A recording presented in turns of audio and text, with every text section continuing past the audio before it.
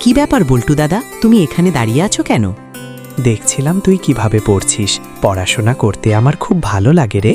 যেটা পারবে না সেটা দেখে লাভ কি? যাও যাও, নিজের কাজ করো গিয়ে। আমার সব কাজ শেষ, তোর একটা বই দে না গৌতম, আমি একটু পড়বার চেষ্টা করি। জানিস, ছোটবেলায় পাঠশালায় গিয়ে আমি বই পড়া শিখেছিলাম। আমার কোনো বই তোমাকে দিতে পারবো না, পরে পাতা ছিঁড়ে ফেলবে। আমি কিচ্ছু করব না। এমন করিস কেন রে? দে না ভাই, আমি পড়ি। বল্টু, তুই এ ঘরে কেন? দেখো না বাবা, কখন থেকে ও আমাকে বিরক্ত করছে। মন দিয়ে যে একটু পড়বো তারও কোনো উপায় পাচ্ছি না। দেখেছো তো, দেখেছো ছেলেটার কিভাবে পড়াশোনার ব্যাঘাত ঘটাচ্ছে। না না কাকিমা, আমি কিছু করিনি গো, শুধু ওর বইগুলো একটু পড়তে চেয়েছিলাম। আজ গৌতমের বই পড়তে চেয়েছিস, কাল ওর সাথে স্কুলে যেতে চাইবে। ওগো, তুমি এত খরচ কিভাবে সামলাবে? না, সে সুযোগ ওকে দেওয়া যাবে না। এক ছেলের খরচ জুগিয়ে হিমশিম খাচ্ছি, তার উপর আরেকজনের পড়াশোনা চালানোর কথা আসেই না। আরে সেই জন্যই তো বলছি, এক্ষুনি ওকে বিদায় করো, না হলেও তোমার মাথা চিবিয়ে খাবে। সে কি বলছো কাকিমা? আমাকে তাড়িয়ে দেবে?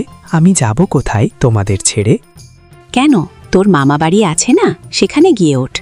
ওরা তো সৎ মামা, সেখানে গেলেও আমাকে তাড়িয়ে দেবে কাকু। তাহলে যেখানে ইচ্ছে সেখানে গিয়ে মর, আমার বাড়িতে আর তোকে থাকতে দেব না, এই শেষ কথা। আর তুমি যদি ওকে রেখেছ, তবে আমি তোমার সংসার আর করব না। আজই মানিককে নিয়ে বাবার বাড়িতে গিয়ে উঠব। তুই তো নিজের কানেই শুনলি সব। তুই থাকলে আমাদের সংসার ভাঙবে। না না, আমার জন্য তোমাদের ক্ষতি হোক তা আমি চাই না।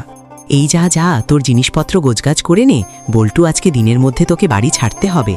গৌতম, তুই একটু কাকিমাকে বোঝা না, তোদের ছাড়া আমি কোথায় যাব বল? আমার যে আর কেউ নেই। ইস, আমায় পাগলা কুকুরে পেয়েছে। আমি তোমাকে রেখে সম্পত্তির ভাগ বসাতে দিব, তা কখনো হবে না। যাও, এক্ষুনি আমাদের বাড়ি থেকে বেরিয়ে যাও।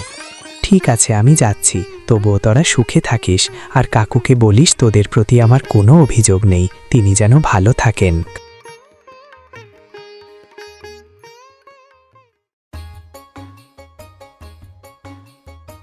কাকু, কাকিমা আমাকে বাড়ি থেকে বের করে দিল।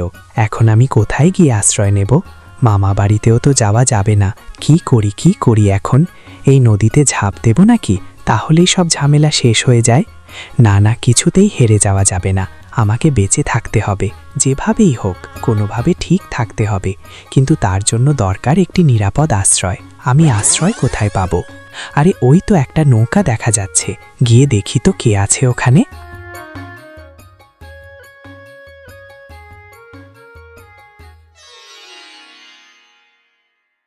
আর এই নৌকাটিতে যে কেউ নেই, আবার বিছানাপাতিও আছে দেখছি। হয়তো কোনো জেলের নৌকা হবে, এখানে রেখে হাটে মাছ বিক্রি করতে গেছে। এই কে এলো আমার নৌকাতে? চোর নাকি? আমি বল্টু, আপনি কে? আমি কে মানে? আমার নৌকাতে এসে আমার পরিচয় জানতে চাচ্ছ? তোমার সাহস তো কম নয়। ও, আপনি এই নৌকার মালিক। আমিও বলি নৌকা রেখে কোথায় গেল লোকটা। আমি নগেন মাঝি, এই নৌকাতেই থাকি। তা কি চাও এখানে? আমি এক গৃহহীন মানুষ, আপনি কি আমাকে একটু আশ্রয় দেবেন? বিনিময়ে আমি আপনার সব কাজ করে দেব।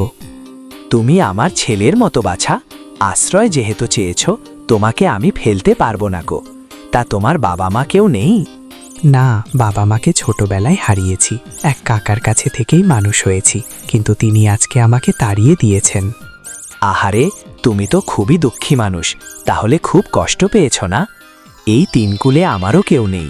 আজ থেকে তুমি আমার ছেলের মতোই, আমার সাথেই থাকবে কেমন? বাপ ব্যাটে মিলে মাছ ধরব, আর হাটে বিক্রি করে আমাদের সংসার চালাবো।